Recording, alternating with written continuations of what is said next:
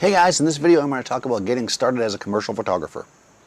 So I'm Daniel Norton, photographer here in New York. I make videos like this. This one's going to be about business. I also make them about philosophy, about technique and gear. We'll talk a little bit about that too, I guess.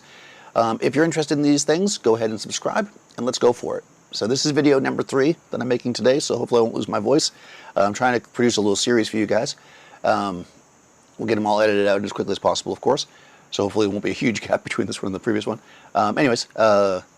So I'm going to, based on your comments on the other videos and on this one, I'll talk about different areas, but I'm going to talk about commercial photography first, because I think that's the one that people are the most kind of like they don't know where to begin. And the way that I'm going to do this is I'm going to spitball, because, you know, I'm not one to have a teleprompter. And we're going to walk through the process of somebody trying to get into commercial photography.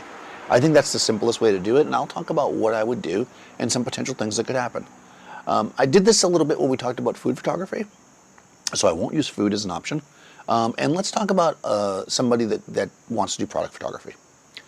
So let's say that you've always enjoyed doing, let's say, macro and, you know, going out and shooting little objects that you found. So you're kind of into shooting stuff, right? Product, essentially. Physical items. It's not people. It's not food. It's, you know, it's this mug, right?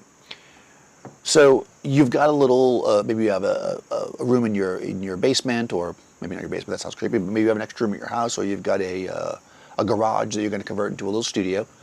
And I say this is kind of important, because if you're going to be a product photographer and you're going to do it over time, you're really going to want some kind of a permanent setup.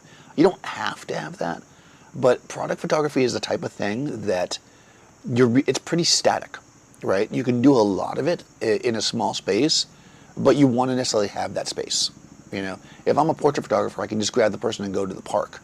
You're not going to want to go to the park with products all the time, because you need consistency. And I'm not going to say you can't do that, and maybe you should do that, but probably you want to have some kind of minimum space, like a desk or a table that you can put a sweep of paper on, because most people and most businesses are going to want shots of things on white.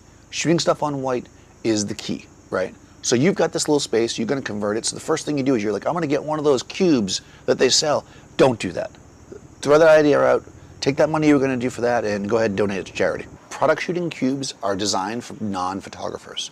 They're made for somebody who can't afford a photographer, or doesn't want to be bothered, whatever, and wants to be able to crank out images themselves that are going to end up being mediocre at best. Product cubes, do not do it. If you want to shoot in a cube-like environment, because you need that, make it yourself. And maybe I'll get more deeply into, if you guys want to know a lot more about setting up a product photography studio, maybe I'll actually do like a build of a studio in my garage for you guys. So that might be a fun one. So let me know if you want to see that. But we're just going to assume that this person knows that. They've been watching some Daniel Norton videos, so they know how to shoot product. Because really, if you're going to try to sell yourself as a product photographer, you need to be able to do it better and faster than the person can do on their own. I'm not going to say cheaper, because you can't really do it cheaper. I mean, this iPhone has an amazing camera. A person with a decent eye can, in enough time on their hands, can make a great shot with just this camera, and they've already got it in their phone, right? So you're not going to be able to do it cheaper. You're going to justify your price by reducing stress on them and delivering an amazing product. That's basically what you're going to have to do, because doing it cheap is just not going to, it doesn't work anymore. There was a time when digital photography first started taking off. I remember that I knew a few people that were like commercial photographers that shot product, and they were getting like underbid by these companies that would like come in and just be like, we could shoot 150 products a day digitally, and you know, they didn't actually charge less. They actually charged more, but they charged less per product because they could do so many, because it was just fast, you know. And then they hired people. And anyways, that's a whole other thing. Now that's already here, right? There's tons of businesses that do that, and you're going to be one of them.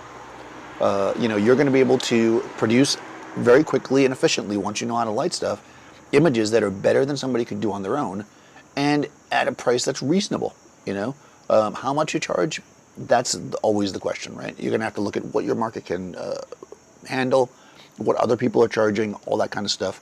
I don't know. I can't tell you what to charge. A lot of times people will tell you, so I'll tell you this, I think this is bad advice. A lot of times people will tell you to like figure out what you need to live for the year, and then divide it by this, and figure out your taxes, blah, blah. And that makes sense when you're in like a general business thing, because then you can be like, well, now I know what I have to charge per day. Well, okay, but if you have to charge, you know, $5,000 a day, and you're shooting products for Etsy, you're not going to be able to do it, so understand that, I mean, I guess it's worth doing that to know that you won't be able to quit your job, probably. Anyways, okay, so we're pretty decent at shooting product. We've done some stuff. We've got a bit of a portfolio. Let's say we put it on Instagram. That seems like the best. I always start there, right? Because I feel like we're modern, right? We're going to start a Facebook. We're going to start an Instagram. We're going to start a Twitter. We're going to put all the social media out there because that's important. That's very, very important. You need, when somebody hears your name and they're looking for you, they need to find stuff, right? So a Pinterest, right? Get on all the social media that you can and start filling them up with your work, right? Get out there, be social, be involved. Okay, once you've done that, the next thing to do as a product photographer is going to be to find a client, right? Find somebody who's going to pay you. So the easiest way to do that, I think, is to approach physically local businesses. There's lots of local businesses that sell stuff, and they're just buying wholesale from whatever, and that's, and generally too, these local businesses are like kind of a little bit more expensive. Like they're selling like the fancy plates, You can go buy at Crate and Barrel like regular plates, but like you go to this place and it's like fancy plates, Go to like an area, I mean, I don't know where you live, so it's hard for me to say, but let's say, I'm from Massachusetts originally, though I live in New York now. So like, for instance, if you go down to like Cape Cod in Massachusetts, there's all these like shops that sell like knickknacks and Cape Cod-y things, and people will spend, $18 for a spoon that probably costs $1, because it says Cape Cod on it. So go to those places first. That's what I would do. I mean, look for who might need some photography and see if you can make some deals. Because what you really need, this is really the hardest part about breaking into anything, is you need some clients. You need those first people. Yes, you can reach out to people online and that will work, but I can tell you from my experience that 99% of these like online sellers are not going to want to give you hardly any money. They're going to be like, we'll give you 5 free samples if you take a picture of it. And if you need that stuff, maybe that's a thing to do, but there's a million other people doing the same thing. So I would stay away from that. If there's something though, let's say there's an online brand that you really, really like, you could and you're using their products anyways, you could take them, photograph them, and tag them. Because maybe if your work is really good, it will get them to really look at you, and maybe you could then negotiate something. And if you're already using it and you need it anyways, then it is pay. I know sometimes I see people will say like, oh, this person only offered me blah, blah. The thing is, if you're going to use it anyways, there's no reason you can't barter, especially when you're first starting. I don't see any reason to not barter. If I'm somebody who drinks a lot of coffee, and I go to a local coffee brewer, and they go, well, we don't really have a budget, but you could have, this much equivalent of coffee, and it's worth it for me, then why wouldn't I do it? In fact, I did a job once for this jeweler who was cheap and didn't want to pay, and my rate, and he gave me, I did it for jewelry. Now, of course, I know, right, because I went in with my retail price. I think it was like $6,000 or $7,000 for the job, and he gave me a piece of jewelry at the retail price of $6,000 or $7,000. Now, I know that jewelry only cost him probably a third of that, so, but also most of my fee is, whatever. So it's like, you can negotiate. Don't feel like you can't do that. I see memes, I see people talking about that. BS. If you're working and it's fair for you, do it. You don't always have to ask for money. Obviously, more money is what we're looking for in the long run, right? So you don't want to just only do that. Anyways, that was a quick side thing, right? So you're gonna seek out the people that are gonna pay you, because really, ultimately, what you want is to start producing a catalog of work that is from clients and not that you just shot. And this is super important.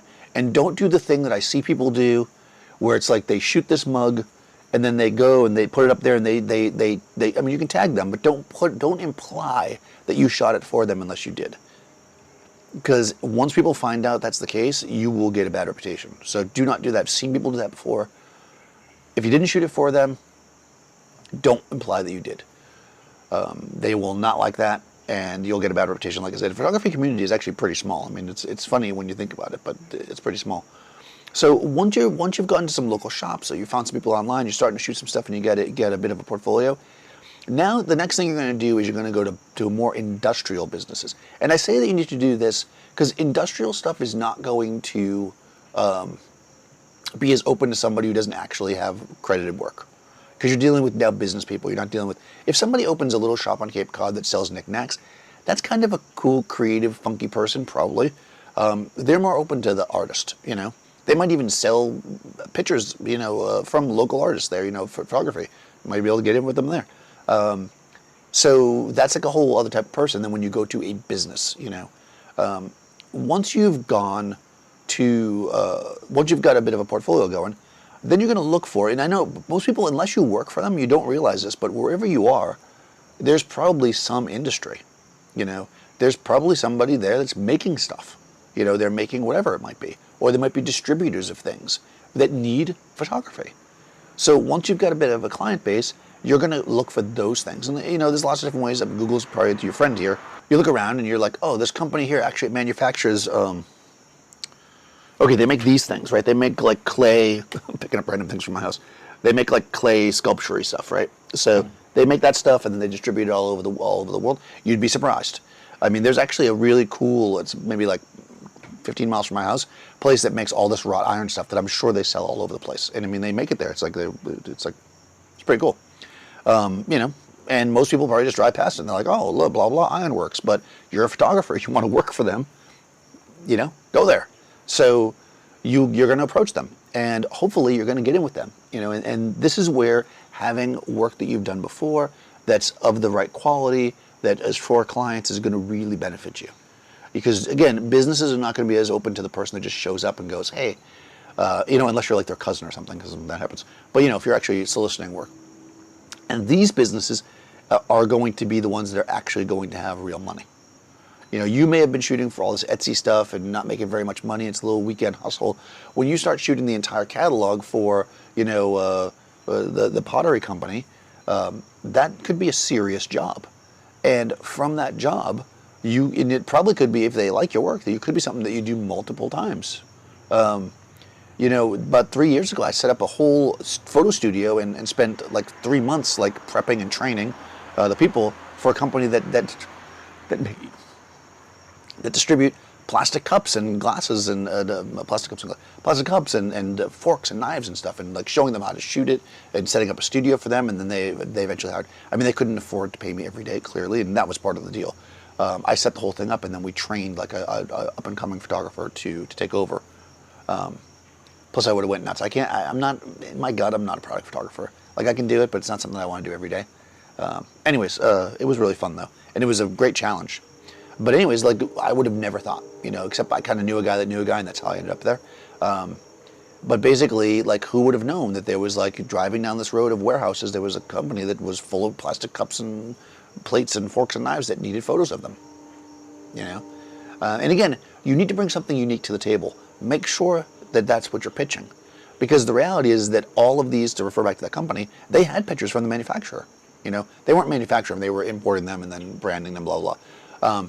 So basically, they already had photos, but they had the same photos that everybody who bought those same cups from that manufacturer and redistributed them had. They wanted their own unique photos, and that was the pitch, right? So we created for them a brand with a style and a look that was different, so that their same cups that everybody else was selling looked like better cups, and they were able to sell them more. You know, and it worked. You know, they were very happy to have done it, and it was money well invested. So that's what you're offering, right? You're offering businesses a way to make money. That's what businesses want, right? I mean, I guess some businesses want just to look cool, I suppose. I mean, I'm sure some people are probably like, oh, it'd be great just to have cooler images, because they're into that. But most businesses want the images, most businesses want the photos so they can make more money. And in order to do that, you're going to have to give them something unique that's going to stand out, that's going to make their brand stand out, because that's what you offer. Ultimately, you don't offer a photo, you offer branding, you offer a style, you offer a certain level. That's what having a photographer come in and do the work does, above just a snapshot. And that's what you have to sell, right? As they say in sales, sell the sizzle, right? You're not selling the steak. Like, photography is photography. You're selling the idea of the photography and what the photography will do for them and how it will grow their business, because business owners want to grow their businesses. That's the nature of business. So when you're a commercial photographer, you know, you need to approach it differently. When you're a retail photographer, let's say, I'll talk briefly about that, you know, when you're, let's say, taking, you know, portraits, you want to make the person look good, and that's what you're selling. You're selling this idea that they're going to look better, right? If you're a commercial photographer, you're selling the images are going to make their business do better. It's going to be more profitable. It's going to bring in more work. It's going to make them look higher end. This is what you're selling. So just like anything, it's a process, right? You might just get lucky, I'll say, and go to a larger industrial image first without a lot of background. But I still recommend taking that step and going through and shooting some local, smaller, whether it be on eBay or Etsy or local shops. Shoot some of their stuff, get a portfolio, show that you've done the work, because this can be really, really useful. And you'll actually build other contacts as you go. Like, let's say, for instance, you shoot, I'll go back to the Cape Cod idea. All the people in Massachusetts go to, you go down and you shoot, Tammy's Knick-Knack shop, right? Now, all of a sudden, they've got these images and they use one of them, let's say in an advertisement in like the local paper that they have down there, they give out to tourists. And then the local paper sees the image and they're like, oh, that's a really nice image. You've got a photographer. And they're like, oh yeah, they were really great and they did this. Oh, the paper might contact you and be like, hey, you know what? We're doing these stories. We could hire you. That's not the work you were originally looking for, but you don't know what kind of connections you might make.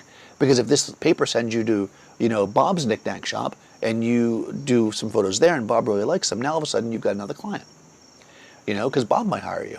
And this is basically how we do it, right? It's all about making connections, doing a good job, seeing that we keep our mind open to anything that could possibly come to us.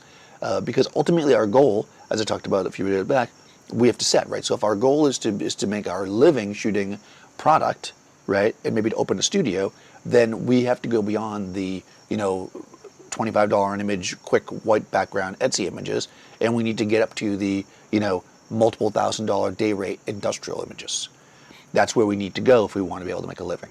So there are stepping stones to get you there, setting up your little studio, getting a good, basic portfolio together that you might be shooting just on your own, getting some images in your portfolio that are actually published or, used by commercial clients, using those to get in with more industrial clients, using those industrial clients to get with bigger industrial clients to spread out and get bigger and bigger. And that's essentially how you do it. And next thing you know, you're shooting for a sharper image or sharper images all around, stuff like that. It can happen, and it will happen if you just set a goal and stay focused and continue to move forward and really analyze what's going on around you as you move forward. But it comes down to the thing that I always say. You need to produce images that people want and put them in front of the people that pay for images. So that part of it, which is the least interesting part, the figuring out who your client is the part that's the most important, of course. The fun part, which is the photography, yeah, you need to be a competent photographer, clearly. But knowing how to find clients and looking for them and thinking about where potential photography buyers might be, this is what's going to make you successful as a commercial photographer, more so than anything else. And that's why when you look at packaging and you look at stuff and you see the images and you're just like, these are terrible, I could have done a way better job. Yeah, well, great photography doesn't get you the work necessarily. Getting it in front of the right people is what gets you the work. So if you want to do commercial photography, that's what you got to do. So hopefully this was helpful, guys. Let me know what else you wanted me to talk about. This is actually, like I said at the beginning of the first video, I shot 3 videos today because I had these ideas that I wanted to just get out there this week.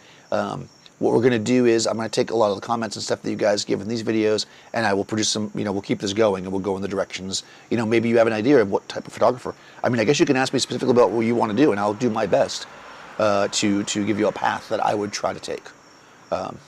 So with that being said, if you have not already, go ahead and subscribe, and I will see you next time.